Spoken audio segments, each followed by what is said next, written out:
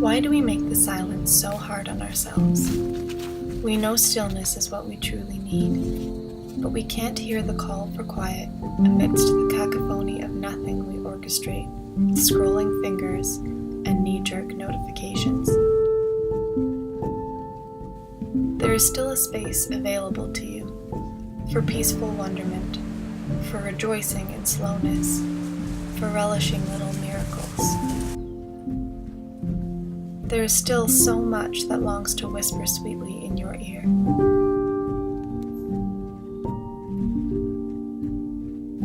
Now, will you listen?